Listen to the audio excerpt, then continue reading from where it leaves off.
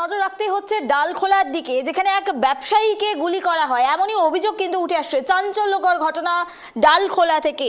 ডালখোলা পূর্ণিয়া মোড়ে ব্যবসায়ীকে লক্ষ্য করে গুলি চালানো হয় এমনই অভিযোগ উঠে আসছে।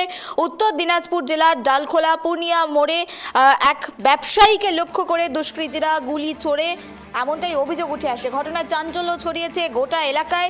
গুরুতর জখম অবস্থায় তাকে উদ্ধার করে একটি বেসরকারি নার্সিংহোমে নিয়ে যাওয়া হয় বলে জানা যায়। স্থানীয় সূত্রে জানা গেছে আহত ব্যক্তির নাম মন্টু বসাক। তিনি পেশায় ব্যবসায়ী এবং ডালখোলা পূর্ণিয়া মোড় এলাকায় একটি দোকানে থাকতেন এমনটাই স্থানীয় সূত্রে খবর। মন্টু বসাক বিহারের বাইশি এলাকা থেকে ডালখোলার দিকে আসছিলেন বলে জানা যায়। সেই সময় বাংলা বিহার সীমান্তের কাছে তাকে গুলি করা হয় বলে অভিযোগ। এই মুহূর্তে আরো বিস্তারিত জানবো, আমাদের সঙ্গে টেলিফোন লাইনে রয়েছে প্রতিনিধি বিক্রম। বিক্রম, প্রথমেই জানতে চাইবো ঠিক কি কারণে এই গুলি ছোড়া হলো?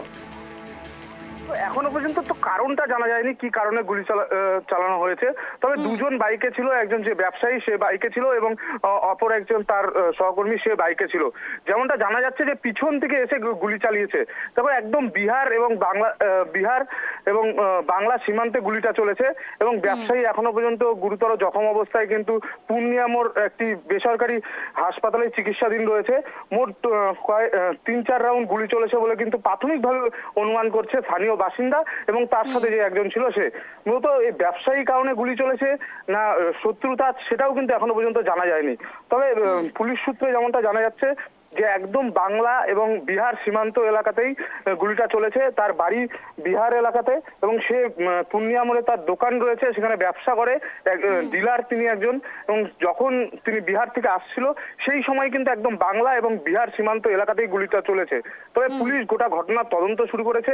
বাইকে মোট 3 জন ব্যক্তি ছিল বলে কিন্তু জানা যাচ্ছে এবং সেই সময় পিছন থেকে গুলিটা চালায়। এবং এই ঘটনায় দেখো রীতিমতন কিন্তু চাঞ্চল্য ছড়িয়েছে বাংলা এবং বিহারে। কারণ দেখো সামনেই বিধানসভা নির্বাচন বাংলায় এবং তার আগে এই দুষ্কৃতী রাজ এবং এর আগেও কিন্তু ডালখোলা এলাকাতে ব্যবসায়ীর উপরে লক্ষ্য করে গুলি চালানো হয়েছে। সেই ঘটনার তদন্ত শুরু করেছিল এবং সেখানেও কিন্তু বিহারের কয়েকজনকে গ্রেপ্তার করা হয়েছিল।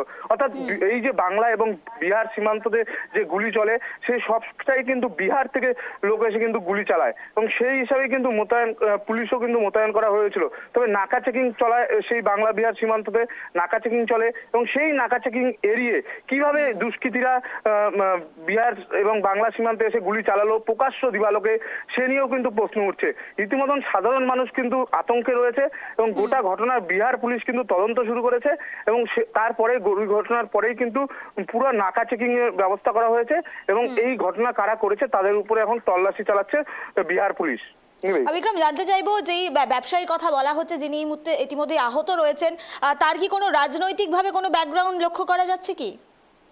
দেখো একদমই তিনি কোনো রাজনৈতিক নেতার সাথে যুক্তও নেই এবং কোনো পলিটিক্সের সাথেও যুক্ত নেই। তিনি একজন ব্যবসায়ী, পূর্ণিয়া মোড়ে তার ডিলার রয়েছেন, তিনি একজন ব্যবসায়ী ডিলার এবং সেই ক্ষেত্রে বলা যাচ্ছে তার সাথে যে ছিল তাকে আমরা যখন প্রশ্ন করি তখন তিনি বলেন যে তিনি কোনো কিছুই জানেন না। হঠাৎ করে তারা বাইক নিয়ে বিহার থেকে অর্থাৎ বাড়ি থেকে তারা পূর্ণিয়া মোড়ে আসছিলেন ব্যবসায়ী কারণে। সেই সময় কিন্তু পিছন দিক থেকে একটি বাইক আসে এবং বাইক এসে গুলি চালায় এবং তারপরে কিন্তু রক্তাক্ত অবস্থায় পড়ে যায় এবং সেখান থেকে প্রশ্ন উঠছে তিনি ব্যবসায়ী, তিনি বলছেন যে কি ব্যবসায়ী কারণে কি কোনো শত্রুতা ছিল কিনা বা টাকা পয়সার লেনদেন নিয়ে কোনো একটা ব্যাপার ছিল কিনা সেটা কিন্তু এখনো কোনো স্পষ্ট নয়। তবে পুলিশ গোটা ঘটনার তদন্ত শুরু করেছে। গোটা ঘটনার তদন্ত শুরু করে দেওয়ার পরে এখন কি প্রশাসন কি ব্যবস্থা নেয় সেটাই এখন দেখার ব্যাপার। বেশ, ধন্যবাদ বিক্রম আমাদের সঙ্গে থাকার জন্য। যে খবরের দিকে নজর রাখছিলাম, বাংলা বিহার সীমান্ত এলাকায় এবার গুলির অভিযোগ, যেখানে এক ব্যবসায়ীকে লক্ষ্য করে গুলি চালানো হয় বলে অভিযোগ। ইতিমধ্যেই সেই ব্যবসায়ীকে উদ্ধার করে রক্তাক্ত অবস্থায় তাকে একটি বেসরকারি হাসপাতালে নিয়ে যাওয়া হয় এবং সেখানেই তার চিকিৎসা চলছে। তবে ঠিক কী কারণে এই গুলি চালানো হয়েছে এখনও স্পষ্ট নয়। পুলিশ পুরো ঘটনার তদন্ত শুরু করেছে।